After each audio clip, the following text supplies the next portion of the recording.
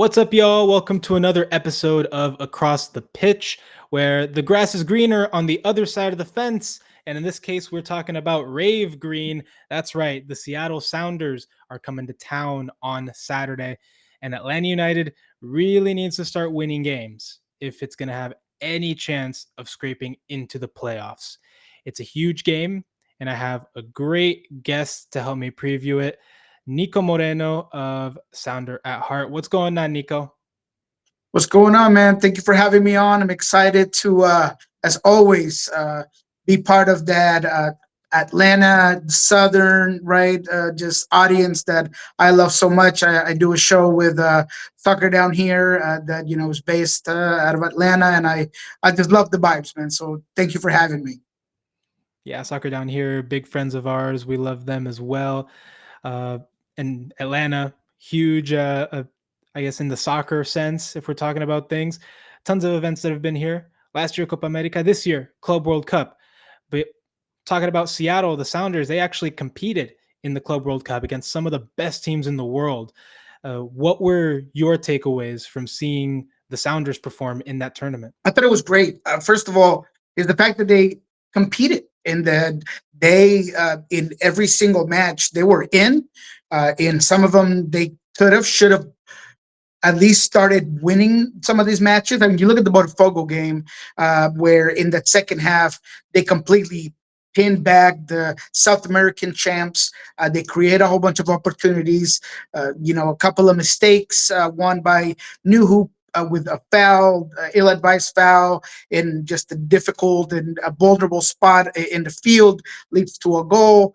The fact that this team was able to compete without some of their best players, no Jordan Morris, no Yamar Gomez Andrade. I mean, all of that really, I think, boosted the confidence of a team that has started to effectively execute their principles, their concepts. And it all started thanks to the Club World Cup. So my biggest takeaways were Christian Roldan balled out, was by far the best player in that tournament.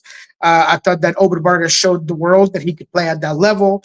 I thought that defensively the team held on, as I mentioned, despite the injuries. And that, look, you go back to that PSG game, Ferreira has a very good opportunity to probably make it 1-0 against PSG. That would have been pretty amazing. But he doesn't quite take the shot that he wants. I think he panics a little bit. So all in all, I think Seattle had a strong showing despite not getting results, which at times can be difficult to, I think, swallow if you're the fan base, right? It's almost like we played great, we didn't get a result, but to me, it was a boost and a step in the right direction for the rest of the season for this team. I go back to watching the Sounders play in that tournament. I have to think a lot of those games they matched up relatively evenly. Like they weren't blowout games for the most part. And I thought they probably deserved to win that Botafogo game. And I was a bit frustrated that they didn't get it in the end. PSG, I mean, we see these guys destroy Inter Milan in the Champions League final, 5-0. They go on to destroy Atletico Madrid in the Club World Cup, and a bunch of these teams, Real Madrid, they get to the final even, and they didn't necessarily destroy Seattle in the same way. And I think that has to be a point of encouragement. And one of the points that I talk about with some of my colleagues at MLS en Español is that this has to serve Seattle in a sense of like upping their I guess hierarchy is the word in Spanish. I know for sure. I'm trying to find the right word in English, but it's that sense of y'all had this experience that most other clubs in MLS haven't had, and now you're coming back to the league. Well, that has to, I guess, fill you a little bit, right? It has to give you that confidence to keep going, especially when you're trying to get into those top playoff spots in the Western Conference. Yeah, there was a concern that maybe it'd be a letdown to go from high where you are motivated to play the best of the best. And then how do you prepare for Austin the week after that tournament? It's just not, it doesn't have quite the same feel. But I think that the team really harnessed that correctly. And they just felt like they were going to build on that. And that's what you've seen over that second part of the season, kind of after that tournament. But when I think about what Hakimi, the best fullback in the planet, talking about the character of Seattle and their fearlessness to play out of the back and to compete. And talked about Paul Rothrock and all these things that has to boost the team, right? That a player at that level, that a guy like Luis Enrique talks about the Sounders and the way they played them in this positive aspect. I mean, it only builds you up and continues to push you for the rest of the season. It builds up a team that has already shown to be a big team in MLS, a team that is highly competitive. But that all started with a couple of key people that are now in Atlanta, right? Talking about Garth Lagerwey and Chris Henderson, who kind of helped set the stage for this dominant period that Seattle has had over the past decade for the most part. Obviously, we have Chris Henderson here now, kind of taking the reins of all the soccer operations in light of Garth Lagerwey's very sad, cancer diagnosis. Uh, all prayers to him, obviously. Uh, but tell me a little bit about these two gentlemen and how they helped set Seattle up for that period of success and how long it took for them to really achieve that. Yeah, I think there were two huge pillars, right? I think that Chris Henderson had been here. He was one of the architects of the success the team has had ever since they entered the league in 2009. He was a guy that is incredibly knowledgeable of the game, that is connected fantastic across the world, that he's got this network system that he just seems to find the talent. His brother's obviously still in Seattle, Sean Henderson. He has a lot of the same qualities that Chris does. So he had been here already. I think what Garth brought was a boost, like an additional guy that had this persona, this confidence, and in the same or similar aspect, a knowledge of the game that just took this team to a whole new level. I think that ever since the very first time I talked to Garth Lagerwey, and he directly said, "Look, I want to come here and not just win MLS. I want to win a Champions League." He literally said the CONCACAF Champions League. That is my whale. That is what I want to do. I want to get it. And the fact that he step by step built first the academy. He put a whole bunch of money into helping the development of players. He fought to get players that were a huge part of that first 2016 cup, like Roman Torres, like Nicolas Odero, all of these guys that were just these huge components to that first MLS Cup, and then eventually it would become the pillars that got you the first MLS team to win that particular edition of the CONCACAF Champions League. Was huge, right? So I've always said that to me, Garth and Chris were Starsky and Hutch. I mean, they were Shaq and Kobe. I mean, they were just the perfect duo in the way that Garth would, one, structure the salary cap and figure out and move things around to get things perfectly in line. He was a great negotiator. He was able to keep players and then let go of players, even when he had to be the bad guy. He had to let go of Ozzy at one point, had to let go of Rahman at one point. So he was never afraid of having to make those tough calls. And I think that's part of being a great GM. So to me, they were just the biggest attributes to what that front office had in order to make this team the most successful team of that decade in MLS. The decade that they had from 2016 all the way to 22, it's incredible. And I think he was all part because of those two guys, in large part. Now, I don't know how much you have seen of Atlanta or that you know about, I guess, the setup that they have, but uh, when I mean, talking with a lot of Atlanta United fans, right? There's a lot of frustration because this club has been very mediocre for the past 5 years, more or less. And when Garth came here, I think a lot of fans thought that okay, this is the ticket, right, to quickly getting back up to that competitive state again, to being back. And fast forward almost 3 years later, and it doesn't seem like Atlanta's any closer to that. Chris Henderson's here. I mean, he just got here in the off season, and so obviously he's still trying to start working his magic. But what can you tell Atlanta United fans? What is your perception on maybe what the club is missing right now that Garth and Chris uh, kind of need to set up to bring over some of that success that they had in Seattle? First of all, and I didn't hit this point, but it all kind of goes together. You mentioned how long, right? How long did it take Garth and Chris to kind of figure out in Seattle? They already had an infrastructure. Seattle already had an infrastructure, as I mentioned, with Chris Henderson and everything they had done prior to that. So it was a lot easier for Garth to come in and just boost that. And then you get trophies and everything just becomes so much more fluid and easy. Atlanta was a completely different situation. I mean, first is Garth's role. He's not necessarily just involved in soccer. He's involved in everything else, right? He's got an executive part of his role. He's obviously going to always have that soccer mind, but he had to go in there and figure out, does Carlos Bocanegra work for me? I can't just come in and just start ripping things apart. I got to figure out what works.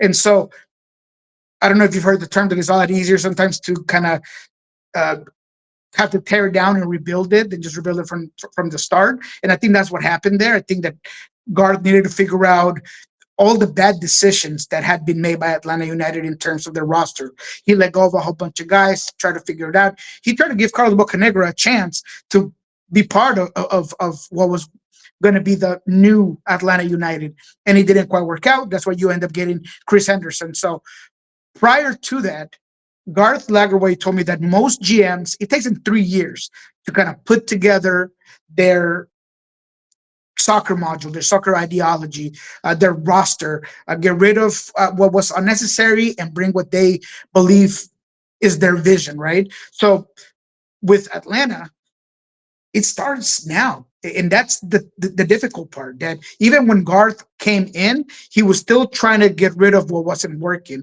And it's not till now that he gets Chris Henderson that I think that clock starts. So the fans are not going to like it, but I do think that it still is going to take Atlanta United at least 2 more years to get back to being a successful franchise. When you look at some of the moves that were made of the offseason, I mean, we all thought they were amazing, right? Latelat, Marone. I mean, you're thinking, man, they're building a dynasty up there. It's such a good team, but there were things that are still not to be figured out. Uh, Players that weren't necessarily brought in by either one of those guys, things that maybe weren't working. The Rodney Dylan decision was definitely made by this new administration. That's the only one that I'm not totally that I don't love necessarily. I still question if Ronnie can really figure it out with this team. I think that Ronnie, I don't want to call him overrated because that's the wrong word, but I do think that a lot of his success came from a New York City FC team that was pretty darn good.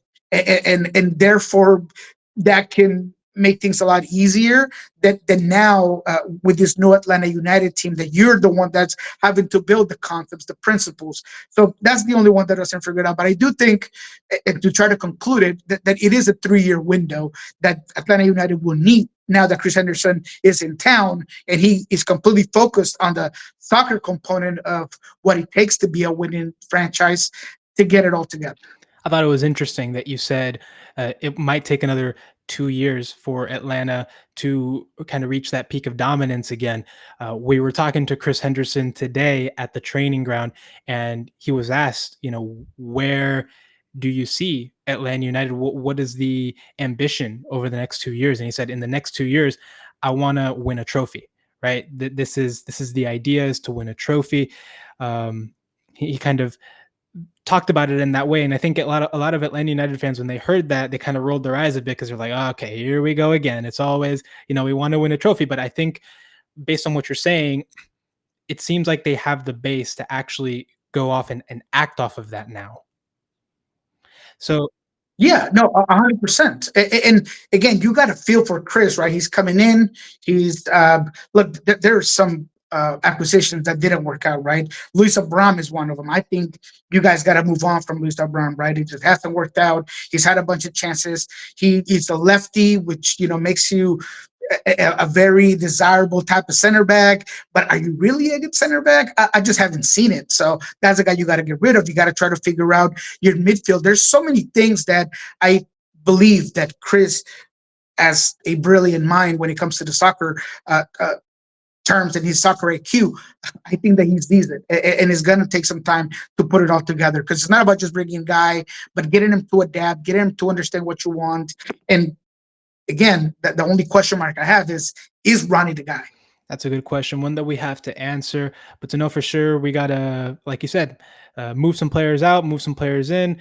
Let's talk about what Seattle did in their latest transfers. For me, one that jumps out, winger Ryan Kent, that came in March, has 3 assists and 14 appearances so far this season. Tell me a little bit about him, because when I see him, I see a guy that tries to be kind of really, really technical, a guy that really tries to take on players 1v1. But tell me about what y'all see in him and what he brings to the team. Look, Ryan Kent is a player that was brought in because of his overall potential, right? He has this European pedigree. He's played at a pretty high level with some excellent coaches like Lampard. He's been a winner, but at the same time, there were some question marks about why he had been in the market as a free agent for as long as he has. There was a question mark in terms of his conditioning and how quickly he could get into form. And so I think that you've gotten moments of talent from Ryan Kent that have been very sporadic, mainly coming off the bench, where he's been a very interesting player.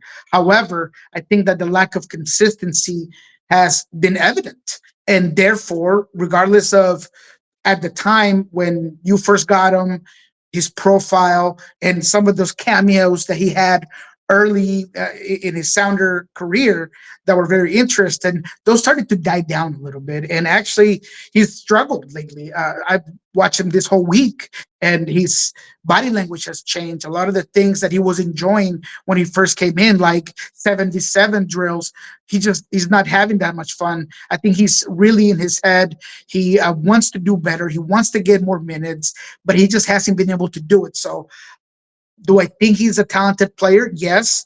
Do I think that he's a guy that deserves a starting position and will end up as a starter? No. I think that he's going to be a helpful guy off the bench, and he's going to produce, and he's going to be a rotational player, perhaps in this league's cup. But I don't know if he has lived up to the expectation that maybe some fans had. And to your point, yes, he's a guy that can be very good 1v1, that can be very creative. But when he doesn't get to use his speed, and when he gets braced defensively and teams really make the field narrow for him, he has a really hard time. And I think that's why he has slowly lost minutes, lost protagonism to what now seems to be either Paul Rothrock and Ferreira in the wings, or Pedro de la Vega and Ferreira in the wings. And now taking a look at the outgoings, the big name there, Raul Ruiz Diaz, big striker for y'all. At the peak of his powers, he was arguably one of the best in MLS. And now, he's gone. He's left the club. It was kind of time to move on from him, right? Why was it right for that to happen, and who replaces him? It was time because he had lost his place in the formation. I think that Jordan Morris was looked upon by Brian Smetzer like the guy that was going to take the torch of that 9 position. You could see it even in the preseason when he was still in Seattle, where he was almost relegated to playing with the younger guys. And he took upon that role as a leader with those younger teammates. But it felt like the feature of the attack was always going to be Jordan Morris. Also, age and the fact that you could tell he was at the end of his career. Maybe he couldn't do things that before he could do. He could really live off his mid-range shot. He could really live off certain things that those things were not coming as easy as they once did, and you could tell that was affected him as a player. I still think that he was productive. He got some goals. He was a player that kind of lost also protagonism as the season went on. But I think he was just frustrated as well. He saw himself as still that guy that should have been the main guy on the attack, and that just wasn't the case. There were situations with the coaching staff. There was I don't want to call it like there was a difficult situation. I mean, when it came to Brian Smetzer and him, there was some tension, and there was that famous game where him and New who get suspended because of they have some words with Brian Smetzer after a game. So all those things just started to kind of taint a little bit of what he did here, and therefore I thought it was time for him to go because things did start to go in the wrong direction, and therefore he needed to just move on. Before we move on, looking at this list of transfers, are there any other ones that you really want to talk about that you think are important? Just Jesus Ferreira, just in order to expedite it, I will say that Jesus has been a guy that has been under some scrutiny. He kind of was brought in after Raul Ruiz, which kind of goes with what we're talking about here. And so the immediate reaction is this guy's going to be the new Raul Ruiz. He's got the 9 on his back. He's going to give us all these goals. But that really wasn't Jesus's game necessarily. Jesus was always a guy that, when asked, Craig Weibel would always answer. He's a versatile player. He's a versatile attacker. He's going to do a lot of good things for us in the attack. But he never necessarily called him like this new goal scorer, a guy that's going to be in the Golden Boot race consistently. And that's what Raul Ruiz was. He was a killer. Was a killer in front of goal. He was a clinical finisher. You knew that he was going to put the game on his back, and when you needed a goal, he was going to be the one to have it. Jesus Ferreira isn't quite that guy, but he's been growing very progressively into an important part of this offense. And you always knew he had the talent. I always thought he had the talent. I was confident that at some point they were going to find a role for Jesus Ferreira to amplify what this team does on offense. And he's found that right now as a right winger. He's a guy that's very cerebral. He connects the game very well. He links it up. You see him even now starting to get a lot more aggressive in some of those runs behind the defenders. When he's in those inside channels, now when he gets the ball, he's not just passing. He's willing to take the ball on and dribble with it, take his space. So as he adapts and gets more confident, he's becoming a bigger part of this offense, to the point where right now I think he's a sharp being starter at the right winger position. And now with Jordan Morris out for at least, I would say, 8 weeks, maybe even more, I don't think Jordan Morris will be back probably till September. So that gives Ferreira a responsibility to, if Danny Musovski goes cold, if there's a need for Musovski to be replaced, Ferreira is going to be a guy that's going to be slotted into that 9 position, where maybe he plays it a little bit different, like a false 9, more as a connector, but still able to get some goals. I think he's going to be a big part. And therefore, I think that Jesus Ferreira was a good signing when all things are considered. A solid signing. And for Seattle, it's been a solid season. Started a little bit slow, maybe a little bit of worries. I thought they were going to be among the first in the West before the season started, but it started a little bit slow. But they've gotten back up there, right? Fourth in the West with 37 points, a 10-6-7 record. What do you think of Seattle's season so far? I mean, you said it best, right? I mean, it started pretty slow. I'm with you. I had them, I think, 3rd this season, but don't worry about those rankings because I had the Galaxy at We number all got 2. that So, wrong. what do we know, right? So I think Seattle, though, they've been able to really put it together. What really stands out for me is that they're 4th with 37 points. But if you look back at the season, to some of those games that they've dropped points on, they should probably be first, right? I mean, you look at the Charlotte game early in the season where you're dropping points. Even the Portland 1-1 game, you're dropping points. Just this week, that game against Colorado where you're up 3 goals and it ends up being a 3-3 draw. If you kind of get those back, you're like, man, this team, this roster could potentially be better than they've are right now. So all in all, I feel like over the last 4 games and after Club World Cup, this team has really figured it out. They've been a lot more decisive on the ball. Their press has been very effective on creating opportunities for them, both their overall press and their repress. Whenever there is moments that there needs to be repressed, they've created a lot of goals off of that. And they've been committed to make the first pass a progressive pass. If you look back to the last game against San Jose, there is a pressing moment that ends up on a Pedro de la Vega intercepting a ball from Daniel, the goalkeeper, and his first pass is immediately directly into Ovid Vargas, the finds positive space in front. He makes a pass to Rusnak out wide.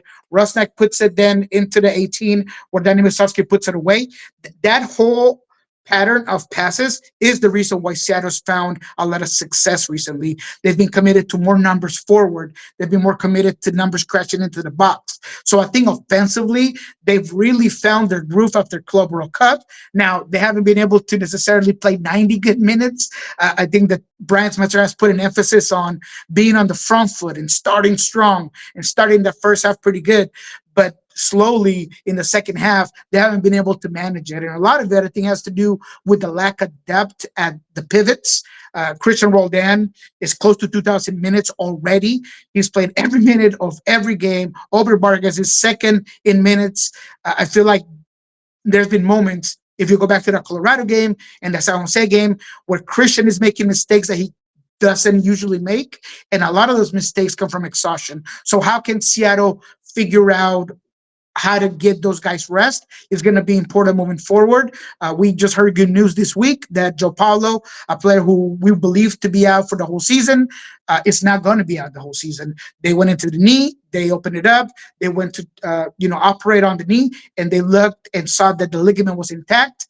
So Brian Metzer called it more of a cleaning, and therefore he could be back on the field in about 3 weeks. So those are things that are going to help out this team because that lack of depth at the holding mid position has been an issue for the squad. Wow, an ACL, which is several months going to 3 weeks, that's got to be a huge relief for y'all, especially a player like JP that he's been fantastic, like pretty much his entire MLS career. Um, let's get into the actual game, Niko. This is uh, one of y'all's most recent lineups. I adjusted a little bit because, we know that Jordan Morris will not be available, unfortunately. So Danny Musovsky is up there. I have him there.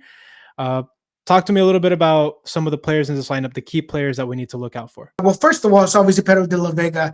Not only did he have the best game as a sounder against San Jose with an assist, a goal, but everything else he was doing, he just looked defiant on the ball. He looked sure of himself. He forced a lot of saves. And I think that if this week of training is a reflection of what he's going to be in Atlanta, he's going to be a problem. He's going to absolutely be a problem because this week he's been just as good as he was against San Jose. He had a couple of bangers from 25, 30 feet out. I mean, he's just been so good playing on that left side that I think fits him the best. That's where he played at Lanús. That's where I feel like he can cut inside and immediately shoot off his preferred foot. So I think that he's number one. I really do believe that Pedro de la Vega is going to have a huge game against a Atlanta team that has had issues defensively, that especially with his ability to press. I think that Jesus, we'll talk about him in a second. I think that Pedro and Jesus are very good at pressing and being energetic and causing issues. And that's been a problem for Atlanta, who just doesn't seem to be able to get out of their own way when it comes to easy goals and easy giveaways. So I think that Ferreira and De La Vega, both wingers, are going to be crucial for this game coming up. Christian Roldan, of course, to me, kind of puts it all together. Yeah, he's the anchor. He's the glue. He is what allows this system to flow. He covers so much ground. He is the guy that never ends up running, right? He is like the Energizer Bunny. He just keeps going and going and going. So I think he's going to be a guy that's going to be crucial. And of course, if you go back to that back line, Yammer Gomez Andrade, having him back has been huge. I mean, he is by far the most consistent, most dominant defender that this team has had since 2020 when he arrived, right in the COVID season. He has been unreal. Finalist for MLS Defender of the Year multiple times, best 11 last season. He is a guy that just provides a guy that's going to keep mistakes from happening. He allows Jackson Reagan to be more bold on the ball, to maybe get a little bit more forward, to gamble a little bit more, because he knows that Gamer Gomez Andrade will have his back. He's going to be able to correct. He's going to be able to defend in space. So I think those are the players that, in my opinion, are going to be key to this game in Atlanta. What about the play style? How does Seattle look to build forward? What is their game plan? They're going to be similar as they've been working on all season, right? I asked Brian Smith today, what had changed, right? What was working in his concepts, and he just said it was execution, and I think that's exactly what it is. So in terms of the play, Seattle's going to build out with three. They're going to push their fullbacks pretty wide. Reed Baker Whiten should start in this game against Atlanta, so I think that him and Pedro have built a really good rapport. Whenever De La Vega needs to be the widest guy on the left side, that's what the Brian Smetzer system demands from the left winger, is that he's the widest guy, the guy touching that line out of bounds. It does allow a strong, intelligent attacker like Reed Baker Whiten to kind of go in those inside channels. But I think what Pedro provides is that he has that right foot, that he can come inside, and that allows Reed Baker Whiten to at times overlap. And it's not as um, it is not as predictable as at times that has looked in the past. Jesus Pereira similarly on that end. The difference on that end is that Jesus is going to be the guy in the inside channels more often than not, and Alex is the guy that's going to be wider. He's going to be the guy with those early crosses. He's going to be the guy giving width to the team on that side. So Seattle's going to press. They're going to press effectively. They might even press a lot higher than they have been against Atlanta, considering, as I mentioned, the issues that Atlanta has had building out of the back. And they're going to want to get early. They're going to want to get an early goal. They're going to want to be on the front foot. They are going to want to control the tempo of the game via either possession or quick restarts. They're going to want to control the tempo of the game against this Atlanta team. So it seems like you're predicting a fairly good game here for Seattle. Certainly a good matchup against Atlanta. So go ahead and tell me, bro, what is your score prediction for this game? Score predictions are tough, but I will say that I think Seattle matches up pretty well with Atlanta, and I think that Seattle's strengths really affect or exploit the things that Atlanta does pretty poorly. So I think that Seattle does get the win. I think that they get a 3-1 win. I think they're going to control possession. I think Pedro Levick is going to have a baller of a game. I think that Obed, who obviously going to go from Austin to Atlanta. He only played 30 minutes in the All-Star game. I think he's going to play with a bit of a chip on his shoulder because, and this is just me, no insight here. He kind of got outshone a little bit by Mora, right? The 16-year-old Mexican kid that ended up scoring for the La Liga MX Stars. I think he's gonna play with a little bit of a chip on his shoulder, like I'm the man. I'm supposed to be the guy here, right, for the Mexican national team. So I think he's gonna have a big game as well. So all in all, I feel like Seattle's motivated to get a big game, to get a big win right before Leagues Cup, and although it's away and it's at Atlanta, I feel like this week, this was a confident team. You could just feel it. You could feel the vibes, whether it was the Jao Paulo news or the fact that the team with Pedro de la Vega has looked really good. Just the vibes were very positive, and I think that Seattle's going to go to Atlanta and get a big win. That's not a great sign for Atlanta, but we'll see what happens. Niko, where can people find you and your work? Sure. You can find me at El Rolo NW, of course, on X. Same in Blue Sky. I'm still trying to figure out Blue Sky, but same, just Blue Sky. What we learned this week with Jeremiah Oshan will drop on Friday, where we're going to discuss everything that we learned over the span of this week. We're also going to talk to Felipe Cardenas about Atlanta, about this game. So go ahead and check that out. On Monday, we always kick off the week with Lobbin Scorchers kickoff with our Lillenwall, where we break down mainly the Sounders, West Coast perspective, but we do go into the league depending on the time constrictions. And then on Thursdays, as always, I do soccer down here with my guy, John, and that is from 7:30 Pacific time to 8:15ish Pacific time. So soccer down here. Thursdays with Niko. That's Thursdays, of course. That's about it. You mentioned Felipe Cardenas, big friend, fellow Colombian. So That's we right. love him. But yeah, anyway, guys, please make sure to check out the website, scarsandspikes.com. That's where you have all your news, opinion, articles of all kinds of stuff, especially all the transfer news that's dropping, like the 50 things that happened yesterday. Be sure to check out the shop where you can get some sweet merch. We got hats, we got t-shirts, we got tons of really cool stuff. And the final way that you could support the show is by joining the Patreon. For $1.17 a month, you can get access to exclusive content, our interview audios, our unfiltered series. You can check out all of our crazy rants, the Patreon mailbag, all types of stuff, and of course, access to our Discord where we talk about Atlanta United, soccer in general, and then other stuff. So please join the Patreon, join the Discord. Lovely community. We can't wait to have you here. That's going to do it for this episode of Across the Pitch. Thank you all so much for watching. Niko, thanks for coming on, man. Hey, thank you, man. Keep on doing what you're doing, man. I dig it, man. Independent writers, independent media, man. Do your thing, man. I love it. That's what it's all about. All right. See y'all.